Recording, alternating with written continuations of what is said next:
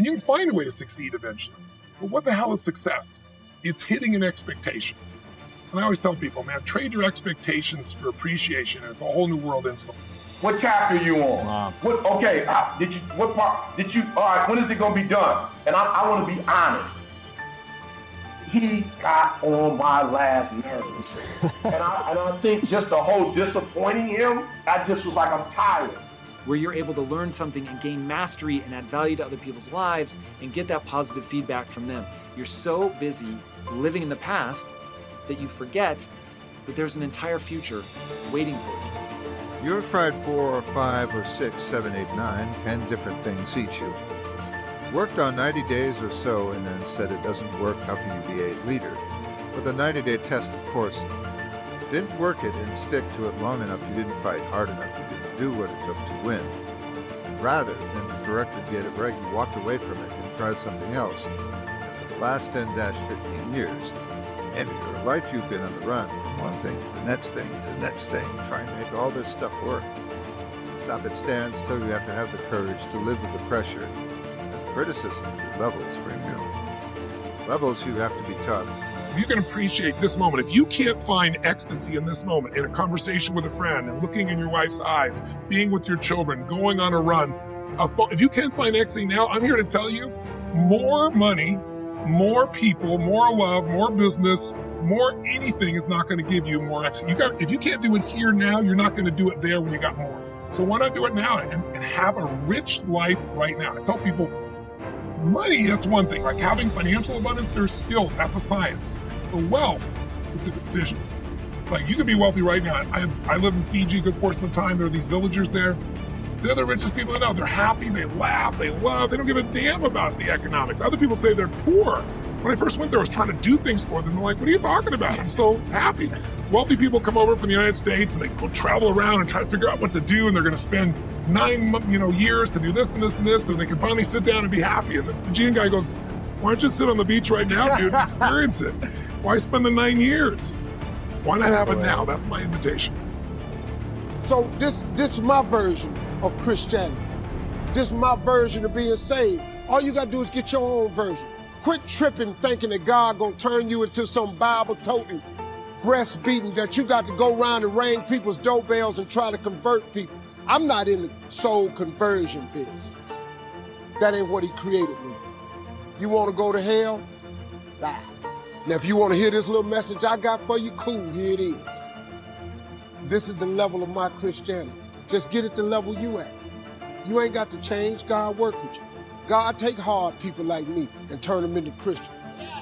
God take soldiers like me and turn them into Christians. He take old hoodlums like me and turn them into Christians. He take drug boys and turn them into Christians. He take women off of poles and turn them into Christians. God take women who had children out of wedlock, turn them into Christians. God take anybody that want to be saved, and he saved.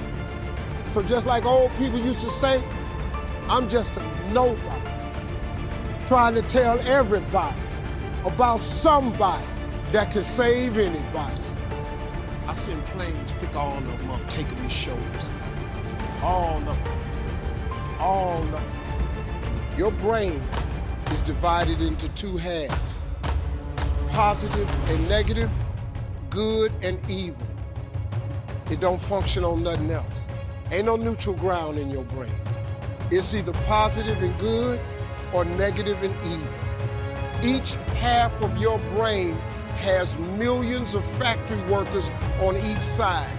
You got 1 million factory workers on the positive side, you got 1 million factory workers on the negative side. At the forefront of each one of those factories in your brain is a foreman. You got foreman positive and you got foreman negative. You are in charge. You're the boss of the factory. So let me show you how this works. You got a remote control. You go to your house tonight and you press that power button and you press it. When you point it at the TV, what do you expect to happen? You expect TV to come on. No, you don't, listen to me. You press the power button, you expect the TV to come on. If you want to watch HBO, and HBO is channel 3. You have to be tough to be able to stand it. It's a tough for keeping your kids encouraged. Why are you secretly worried to death for yourself? It's a tough I'm getting. Ready for a birthday, don't have a birthday gift fishing tough. I'm not being able to get the light wheel paint and water with painted stuff. What do we do with these moments? Just happen. Back home. Wait for the next one, almost like Chucky being a fix for smokers. Smoking a cigarette, are we just bitterly addicted to moments without being able to take that moment in use? It's strategically to do something in our lives. You not have to accept it the way it is. Somewhere down inside of you there is creativity. We got to break out of the barrier. And so I finished that book, and I finished the second book before he could ask me about a second book. And send him the second book when it was finished. Like, shut up. Same thing with school. You know, I had finished all my coursework, didn't start the dissertation, and I would be on the road, and people say, E.T., you said 3 years ago on one of your TGIM that you was going to get your PhD. How's the PhD coming? I got tired of people asking me, when is the PhD? When are you going to finish? Are you finished yet? When are you going to finish? You know, and so a part of my success has been being brave enough to say it. And I'm not saying it because I thought I could actually do it, but saying it so I could be held accountable. And then once people start holding me accountable, boom, I just didn't want to seem like a liar.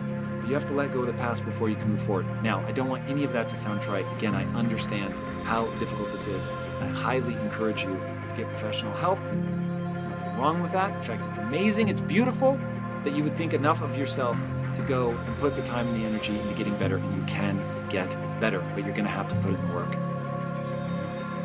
When you were making your transition into being successful, how did you combat the frustration of not being where you wanted to be?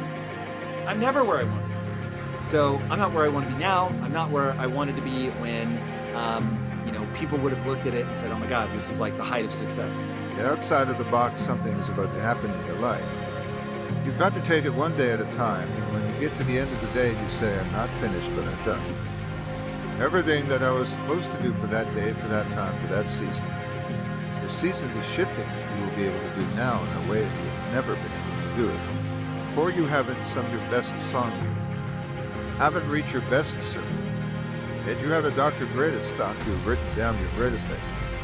You haven't dreamed your best dream. Maybe you have laughed your best laugh. You haven't made your greatest day yet. It's somewhere inside of you. I didn't want to let people down. So if you're an entrepreneur, I challenge you to get out of the dark corners, the dark spaces, having these goals and dreams that nobody knows about. And I challenge you to take your dreams and goals and share it. Now here's the other part. For me, that's critical. I always think about, if I don't execute, how is that going to hurt my family? How is that going to hurt my friends? So if I don't execute, what type of Christmas are we talking about? Like, we can't come to Cali if I'm not executing. You know what I'm saying? Like, my son, first year of school, I paid cash for him to go to school. You can't pay cash tuition if you're not executing.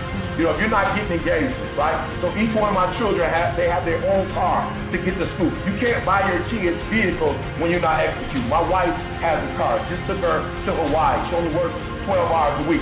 She can't do those things.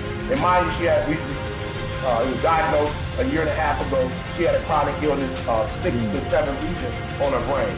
Imagine if I wasn't an executor, my wife would still have to work 40 hours. It was very careful to make sure that I'm only invested in the process. But because I'm trying to get somewhere, that intentionally I'm throwing way beyond where I'm at. I'm always thinking about what it's going to take to get to that next level. Never where I quote unquote want to be. But I don't trick myself into tying my value to achieving it. So I'm having fun. I'm enjoying the ride. I'm in it for the process. I'm in it for the learning. And I make sure that I'm handcrafting my life to optimize for joy and fulfillment.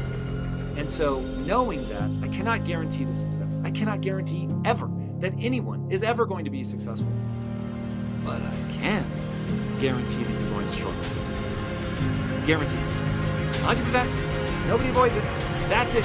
Everybody that ever tries to do anything, and even most of the people that don't try to do anything, are going to struggle profoundly with moving forward.